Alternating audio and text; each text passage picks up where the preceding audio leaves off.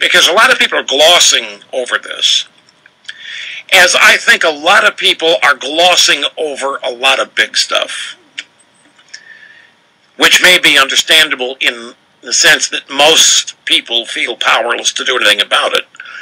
But when among the people feeling powerless to do anything about it is the Speaker of the House of Representatives of the United States of America, to me, that's big. Now, this specific comment that John Boehner made regarding immigration reform, his announcement yesterday that it's dead for this year, which nothing's ever dead. Politics, I mean, anything can happen on a dime. Reversals of fortunes take place, but for all intents and purposes, what he said was, look, I just don't have the votes. We're not going to get the votes.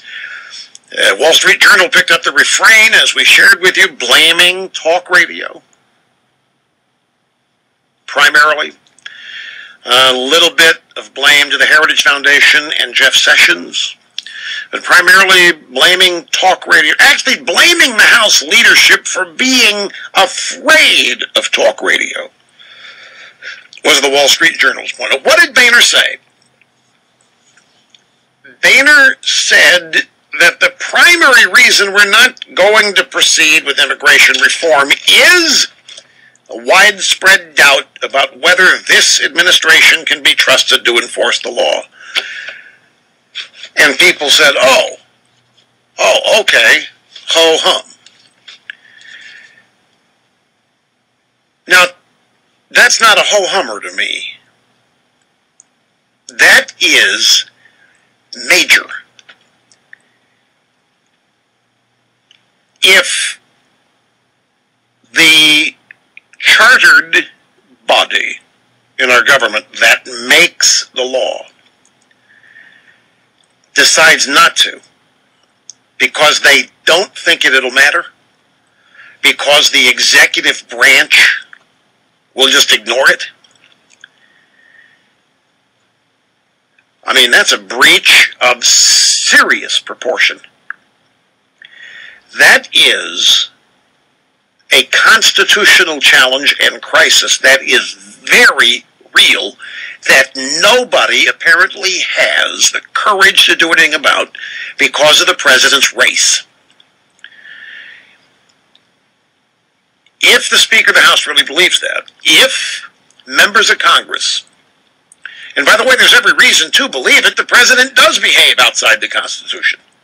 Sheila Jackson Lee in the House of Representatives saying that their job now is to write executive orders for Obama to sign. Not laws, but write executive orders.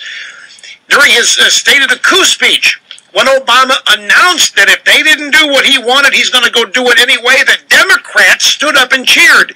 He, in effect, told members of Congress, screw you, and they gave him a standing ovation. They are totally willing to grant dictatorial power to one of their own. And they gave that premise a standing ovation. So Boehner then says, well, I mean, why even do it? He's not going to obey whatever we come up with. He's not obeying the laws we have now. He's not obeying his own law. He sued the state of Arizona for coming up with the state law that mirrored federal law on immigration. What's the next logical step in a case like this? That's whatever happened to be concerned with gridlock. This is gridlock on steroids. Gridlock brought about by, this is not even gridlock. This is the President of the United States effectively nullifying the legislative branch of government. Basically saying, you know what? And he has, in practically these words, said this. You know what? I got a pen and I got a phone. And if they don't do what I want, I'm going to do it anyway.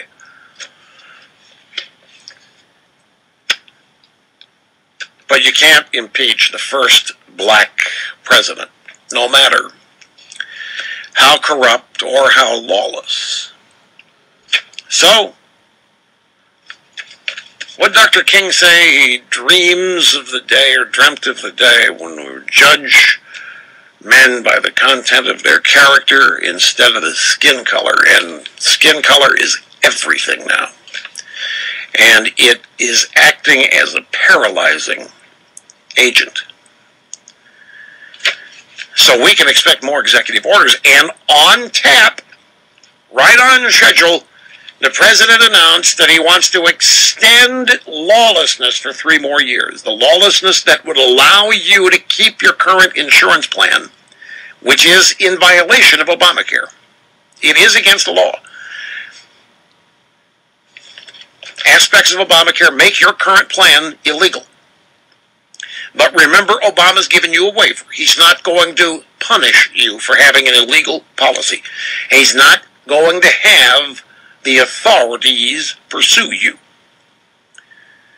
But you are still in violation of the law, and he wants to allow you to continue to break the law for 3 years because they don't have anything better. Now, Obamacare was supposed to be the panacea, the be-all, end-all, fix everything. It's just nothing but made things worse.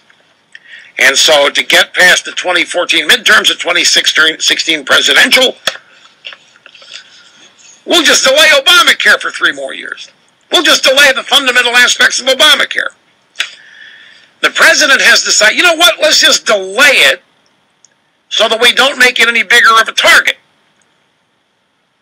And the Republicans are saying, well, we can't do immigration reform or anything else because it doesn't matter. The president won't enforce the laws that we pass anyway if he doesn't like them. And there's nothing anybody is willing to do about it. And in the midst of all this, the Wall Street Journal is editorializing against me.